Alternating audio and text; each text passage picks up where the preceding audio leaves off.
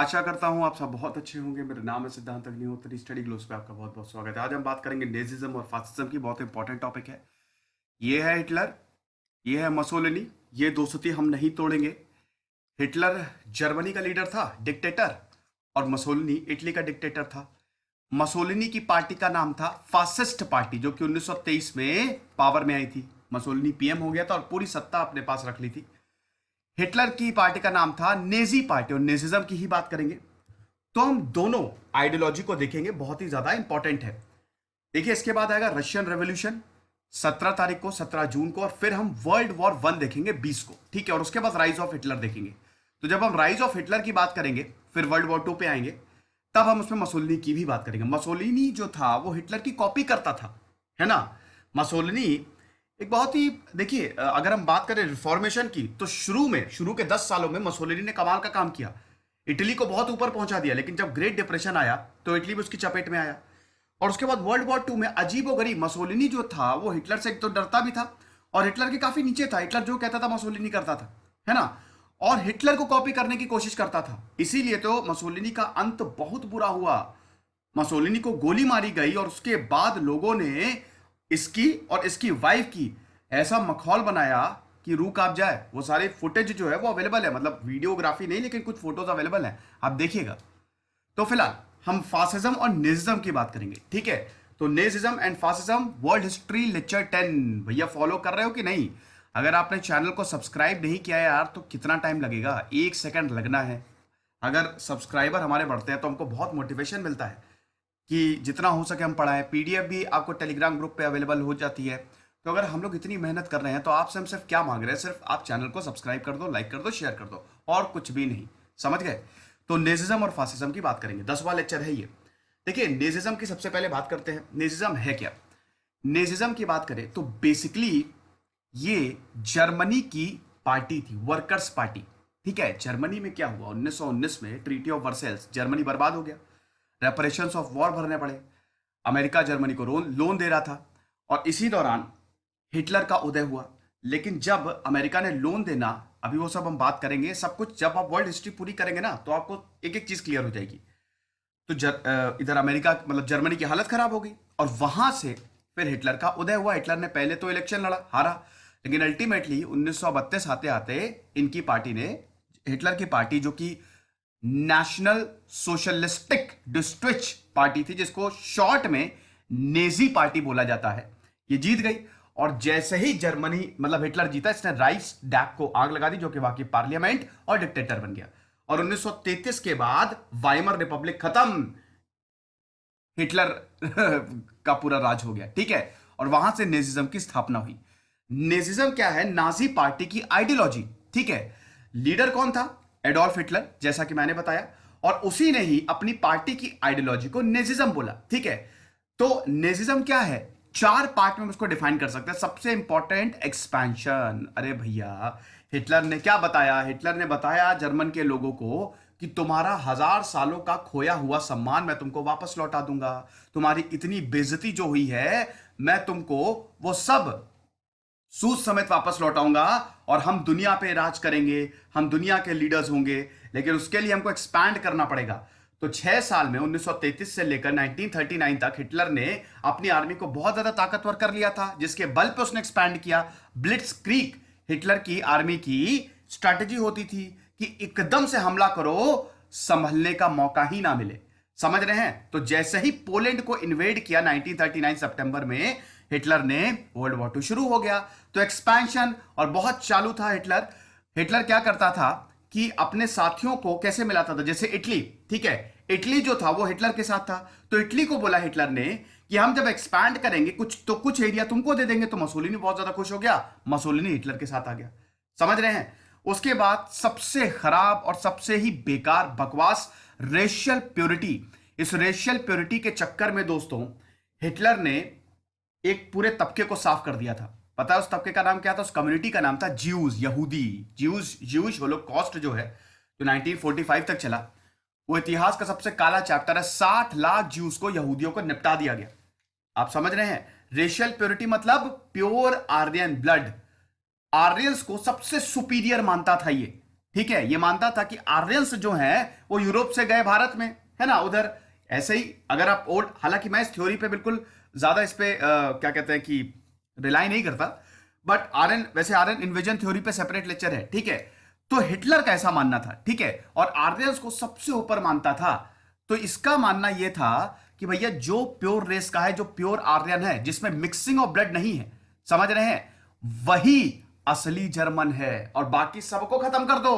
तो ज्यूस को तो बहुत ही इंफीरियर मानता था ना, सेकंड लास्ट मानता था, खत्म कर दिया ज्यूस को।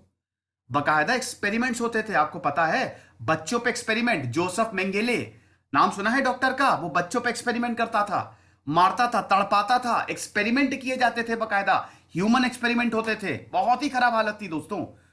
ज्यूइश को तो बहुत ही गेटोज में इनको डाल दिया गया और बहुत बुरी हालत थी। उसके बाद फिर कॉन्सेंट्रेशन कैंप, फिर सबको निपटाया गया, और इसमें जर्मन भी नपे। जो जर्मन प्योर ब्लड नहीं थे वो भी नपे। रेशियल प्योरिटी, रेशियल सेग्रीगेशन की बात करता था ये, ठीक है। न्यूरेमबर्ग लॉज, वो सारी चीजें हम देखेंगे। न्यूरेमबर्ग लॉज लेके आया। न्यूरेमबर्ग लॉज क्या थे? जो ज्यूस को पूरी तरीके से अलग कर दे, ज्यूस से नेशनैलिटी छीन ले, समझ रहे हैं। तो बहुत सारे कानून आए। फिर उसके बाद पावर, अरे भैया, power corrupt, absolute power corrupt absolutely, ठीक है। फिर मिलिट्रिज्म, ठीक है। तो ये चार पार्ट्स हैं अगर नेजी आइडियोलॉजी की बात करें, ठीक है। अब फासिज्म क्या है? देखिए, फासिज्म की बहुत ही कॉम्प्लेक्स डेफिनेशन है, मतलब बहुत सारी डेफिनेशन है, कॉम्प्लेक्स आइडियोलॉजी, ठीक है। बहुत सारी डेफिनेशंस हैं, डेफिनेशंस अवेलेबल हैं, आप जरूर देखिएगा। लेकिन अगर इन शॉर्ट बोले फासिज्म को, तो ये एक्सट्रीम राइट विंग्स हैं, ठीक है। फासिज्म की बात करें तो सबसे राइट में, भी मैं पॉलिटिकल स्पेक्ट्रम दिखाऊंगा आपको। तो फासिज्म क्या है? ये अथॉरिटेरियन स्टेट है जिसकी अथॉरिटी रहेगी एक ही इंसान की, पूरी तरीके से एक्सट्रीम डिक्टेटरशिप, ठीक है, जो सिर्फ और सिर्फ नेशनलिज्म को, एक्सट्रीम नेशनलिज्म को प्रोमोट करती है। समझ गए हैं? लेकिन जैसा कि मैंने बताया कि इसकी जो कैरेक्टरिस्टिक्स है, फासिज्म जो है, फासीवाद, बहुत ही कॉम्प्लेक्स आइडियोलॉजी है, ठीक है। इटली इसका बेस्ट एग्जांपल है। अब आप ये देखिए पॉलिटिकल स्पेक्ट्रम, ठीक है। यहां पे अगर हम एक्सट्रीम राइट की बात करें तो ये कंजर्वेटिव आएगा, ठीक है, और ये अथॉरिटेरियन, ठीक है, ये ऊपर का अथॉरिटेरियन, नीचे का डेमोक्रेटिक, और लेफ्ट में लिबरल। तो आप देख सकते हैं ना, फासिज्म, फासिस्ट कहां पे है? ये एक्सट्रीम राइट पे। सबसे ज्यादा जो बिल्कुल एक्सट्रीम राइट पे होंगे, एक्सट्रीम नेशनलिस्ट, उनको फासिस्ट बोलेंगे। थोड़ा सा इसमें हो सकता है कंफ्यूजन हो गई, ये आप देख लीजिए, ठीक है। आपको पता ही है कि तो सेंटर, सेंटर लिबरल होते हैं, मॉडरेट, समझ रहे हैं, जो सिर्फ और सिर्फ अच्छी चीजों को लेते हैं, है ना। उसके बाद आते हैं लेफ्टिस्ट, एक्सट्रीम लेफ्टिस्ट। देखिए, एक्सट्रीम हर चीज का खराब है, ठीक है। लेफ्टिस्ट जो कहते हैं रेडिकल, और फिर तो राइटिस्ट। तो एक्सट्रीम राइट में आपका आएगा फासिज्म, ये चीज आप समझे। और फिर आप ये देखिए, है ना, ये और अच्छे से समझाया गया है। ये आपका सेंटर, ठीक है, ये है आपका लिबर्टेरियनिज्म, ठीक है, जो एक तरीके से लिबरल होंगे। लिबरल का एक तो मतलब बहुत ही गलत लोग निकालते हैं। लिबरल का मतलब ये नहीं है कि आप देश को गाली दे, आप धर्म को गाली दे, वो लिबरल का मतलब नहीं है, वो बेवकूफी है, ठीक है। लिबरल का मतलब अलग होता है। लिबरल का मतलब आप चीजों को सही तरीके से लें, रैशनल थिंकिंग बनाए, ठीक है। अगर आप लिबरल माइंड के नहीं है तो आप यूपीएससी निकालने में आपको बहुत दिक्कत होगी, आपको पता है कि नहीं। और आपको बता दूं, हमारा कानून, हमारा संविधान लिबरल है। और आपको यह भी बता दूं, हिंदुइज्म इस दुनिया का सबसे लिबरल रिलीजन है। तो लिबरल का मतलब ये नहीं है कि आप भर भर के गाली दें, ये सब ये गलत है ना। जो आजकल देखते हैं ना कि वो अपने आप को सो कॉल्ड लिबरल कहते हैं और कुछ भी उल्टा सीधा करते हैं, वो गलत है, ऐसा नहीं करना चाहिए, ठीक है। गलत चीजों को हमेशा कंडेम करना चाहिए, है ना। ऐसे ही एक्सट्रीम राइटिस्ट जो होते हैं वो भर भर के गाली देते हैं, वो भी बहुत ज्यादा गलत। और एक्सट्रीम लेफ्टिस्ट भी जो भर भर के गाली देते हैं, तो ये सब नहीं होना चाहिए, ठीक है। सेंट्रिस्ट अप्रोच रखना चाहिए, समझ गए। तो ये आप देख लीजिए, इधर अगर आप इधर चलेंगे थोड़ा सा तो ये लिबरलिज्म आएगा, फिर सोशलिज्म, फिर कम्युनिज्म, एक्सट्रीम लेफ्ट, और इधर फिर मोनार्किज्म, यही फासिस्ट, फासीवादी, ठीक है। कोई दिक्कत नहीं है। फीचर्स देखते हैं हम नेजिज्म के क्या थे। नेजिज्म एक्सट्रीमली फासिस्ट। देखिए, फासीवादी, नेजिज्म को भी आप फासीवादी कहेंगे, नेजिज्म भी फासिस्ट। यही नेजिज्म जो है वो फासिस्ट से ही, फासिस्ट ही है बेसिकली नेजिज्म, ये चीज आप समझे। नेजिज्म कहां से आया? हिटलर की पार्टी। लेकिन हिटलर की पार्टी जो है वो फासीवादी थी, ठीक है। तो ये चीज आप समझे, तो ये भी फासिस्ट है, नेशनलिस्टिक टोटलिटेरियन। इसमें भी आप देखेंगे कि जो फासिस्ट की, जो फासीवादी के फीचर्स होंगे वही नेजिज्म के फीचर्स होंगे। बस फर्क ये है कि नेजिज्म में हिटलर ने अपनी तरफ से बहुत कुछ ऐड किया था, ठीक है। ये चीज आप समझे। उसके बाद हम बात करते हैं अगेन, ये रेशियल सुपीरियोरिटी की बात करते हैं। ये मैंने आपको बताया कि आर्यन जो है वो मास्टर रेस है ना। और उसके बाद जर्मन्स जो हैं, जहां जहां जर्मन है, ठीक है, जहां जहां जर्मन्स हैं वो उन्हीं का ही पार्ट है, यूरोप में जहां जहां फैले हुए हैं, इस पे भी बिलीव करते हैं। और उसके बाद जो ज्यूज है ना, जो ज्यूज है इनके खिलाफ तो, या जो देखिए जो प्योर ब्लड नहीं है, जो आर्यन नहीं है, उनके खिलाफ तो हिटलर या नेजिज्म कहर था। समझ रहे हैं? तो अगर इन शॉर्ट बात करें तो इक्वालिटी नहीं है, ठीक है, ये रेशियल इनइक्वालिटी की बात करता है। ब्लड के खून के आधार पे अलग करो, अरे ऐसा होता है क्या? तब तो बर्बाद हो जाए कोई समाज। और जर्मनी पूरी तरीके से बर्बाद हो गया था। जो जर्मन आर्यंस हैं वो प्योरिस्ट हैं, प्योर रेस हैं खून के आधार पे। ज्यूज जो हैं वो लोएस्ट हैं, और इनको मारो पीटो, इनको बिल्कुल अलग करो। मारा गया ज्यूज को एक एक करके, फाइनल सोल्यूशन मारा गया, कॉन्सेंट्रेशन कैंप में डाला गया, और उसके बाद गैस चैम्बर में रखा गया। एक बार में 100-200 ज्यूज को साफ किया गया, और ज्यूज को यह पता भी नहीं होता था कि उनको मारा जा रहा है। अगर पता होता तो वो रिवोल्ट नहीं कर देते। बहुत चालाक था हिटलर, बहुत ज्यादा। ठीक है, सर्वाइवल ऑफ द फिटेस्ट में लोग बिलीव करते थे। ठीक है, न्यू टेरिटरीज को, जहां जहां नई न्यू टेरिटरीज मिलती थी उनको कैप्चर करते थे। ठीक है, और उसके बाद वहां के नेचुरल रिसोर्सेज, जैसे जब पोलैंड को कैप्चर किया तो सारे वहां के नेचुरल रिसोर्सेज, जब बेल्जियम को कैप्चर किया तो वहां का, बेल्जियम उस समय न्यूक्लियर फ्यूल वहां पे बहुत ज्यादा था, तो न्यूक्लियर फ्यूल भी लेके आए थे। न्यूक्लियर वेपन बनाना चाहता था हिटलर, इसके लिए हाइजेनबर्ग को लगाया था, लेकिन वो बन नहीं पाया।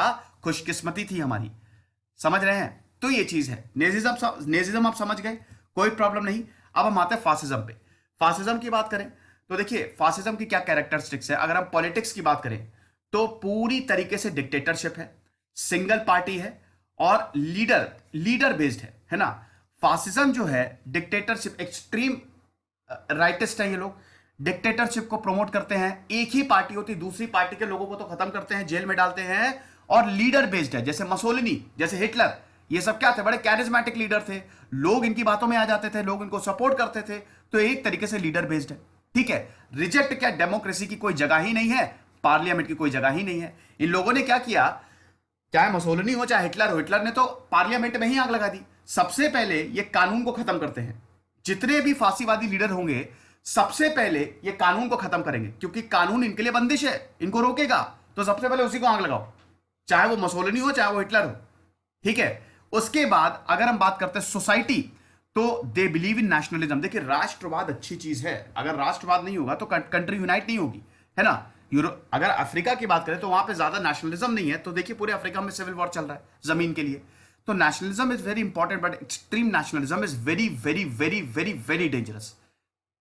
Are you getting my point? कि extreme nationalism is very dangerous. Extreme nationalism ने देशों को बर्बाद कर दिया है। समझ रहे हैं? तो एक्सट्रीम नेशनलिज्म नहीं होता, एक्सट्रीम नेशनलिज्म इज फासिज्म। ठीक है, तो एक्सट्रीम नेशनलिज्म यूनिटी को ये प्रमोट करते हैं, कॉन्फर्मिटी स्ट्रेंथ को ये प्रमोट करते हैं, मास्कुलिनिटी, क्या बात है, मर्दानगी को प्रमोट करते हैं, हीरोइज्म को प्रमोट करते हैं। ठीक है, अरे यार मैंने क्रॉस क्यों लगा दिया, अरे यार ये क्या ठीक है, उसके बाद किसको रिजेक्ट करते हैं? इंडिविजुअल के तो कोई राइट्स है ही नहीं। तुम हो स्टेट की बपौती, तुम स्टेट के लिए काम करोगे, तो इंडिविजुअल कोई भी अगर नकारेगा, मानेगा नहीं, मुझे काम नहीं करना, वहीं खत्म कर दिया जाएगा उसको। समझ रहे हैं? प्लूरिज्म को बिल्कुल भी सपोर्ट नहीं करते हैं। ठीक है, हर कोई बिल्कुल क्या ना, कंफॉर्मिटी, ठीक है, यूनिफॉर्मिटी रहे, है ना। अलग अलग लोग, प्लूरिज्म क्या, बहुत सारे लोग, बहुत सारे तबके, उनकी अलग अलग आइडियोलॉजी, जो कि डेमोक्रेसी में होती है। फेमिनिज्म, औरतों के तो राइट्स को बिल्कुल खत्म कर दिया जाता है। मस्कुलिनिटी से तो आप समझ ही गए होंगे ना, मस्कुलिनिटी, मर्दानगी अगर बहुत ज्यादा प्रमोट हो रही है तो औरतों को तो बिल्कुल खत्म ही कर दिया जाएगा। समझ रहे हैं? फिर इकोनॉमिक्स की बात करें, यहां पे कॉर्पोरेटिज्म तो होता है, कंपनीज को पैसे दिए जाते हैं, फाइनेंसिंग ऑफ वॉर की जाती है। भैया देखो, फासिज्म का मतलब होता है एक्सपेंशन, एक तरीके से। ठीक है, तो अगर एक्सपैंड हो रहा है तो एक्सपैंड अब कैसे करेंगे? युद्ध के थ्रू करेंगे। तो पैसा कहां से आएगा? कंपनी देंगी, फाइनेंसिंग ऑफ वॉर करो। ठीक है, कैपिटलिज्म, कम्युनिज्म और सोशलिज्म को पूरी तरीके से ये नकारते हैं, जाहिर सी बात है, क्योंकि एक्सट्रीम राइटिस्ट हैं, तो लेफ्ट आइडियोलॉजी को ये पूरी तरीके से नकार। कभी लोगों को लगता है कि कम्युनिज्म और फासिज्म एक है। आपको बता दूं, आइडियोलॉजिकल पर्सपेक्टिव से ऑपोजिट हैं। कम्युनिज्म बिल्कुल extreme left, fascism extreme right, तो बिल्कुल ऑपोजिट आइडियोलॉजी है, ये थोड़ा सा ध्यान रखिएगा। फॉरेन पॉलिसी तो मैंने बताया, एक्सपेंशन में ये बात बिलीव करते हैं, इंपीरियलिज्म, मिलिटरिज्म, ठीक है, कॉन्क्वेस्ट, इन सब में बिलीव करते हैं। ठीक है, क्या रिजेक्ट करते हैं? ग्लोबल कॉपरेशन तो होना ही नहीं चाहिए, हम दूसरों से क्यों हाथ मिला के चलें जब हम ही इतने ताकतवर हैं। ठीक है, इंटरनेशनल फाइनेंशियल सिस्टम को पूरी तरीके से ये अपोज करते हैं।